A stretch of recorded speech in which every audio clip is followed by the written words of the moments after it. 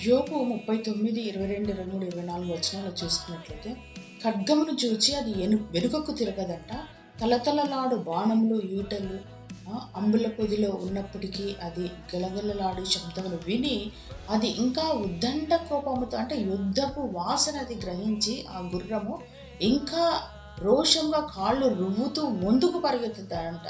నిజంగా మనం కూడా అంత్య దినముల్లో ఉన్నాం కదా. అపవాది ప్రతి కుటుంబాల్లో లేకుంటే ప్రతి ఒక్కరి జీవితాల్లో భయంకరంగా యుద్ధం చేస్తున్నాడు వాడు. ఈ అపవాది తంత్రాలు ఎరిగి మీరు వాడిని జయించాలన్నాడు. అపవాది తంత్రములు మీరు ఎరిగిన వారై ఉండాలి. అపవాదిని ఎదిరించుడి వాడు మీ యుద్ధ నుండి పారిపోవునని ఉంది కదా. నిజంగా ఒక గుర్రము యుద్ధపు వాసన చూసి అది పసిగట్టి అంట ఇంకా రోషంగా ముందుకు పోతుందంట, కానీ కాళ్ళు రువ్వుతూ వెనుకకు రాదంట. నిజంగా మనం కూడా వాడిని ఓడించడానికి మనకు శక్తిని ఇచ్చినాడు, సామర్థ్యాన్ని ఇచ్చినాడు దేవుడు నాయన. మరి ప్రార్థనే ఖడ్గం అని ఉంది కదా మన దగ్గర. ప్రార్థన అనే ఒక ఖడ్గము, సీక్రెట్ వెపన్ మనకి ఇచ్చినాడు దేవుడు. కనుక మనము దాన్ని జయించడానికి శక్తి ఉంది, కానీ మనం వెనకంజ వేస్తుంటాం. ఆ గుర్రం ఒక ఒక అది ఏ విధంగా రోషంగా ముందుకు పోతుందో మనం కూడా అట్టి రీతిగా మనం ముందుకు పోయి అపవాదిని చితకదొక్కే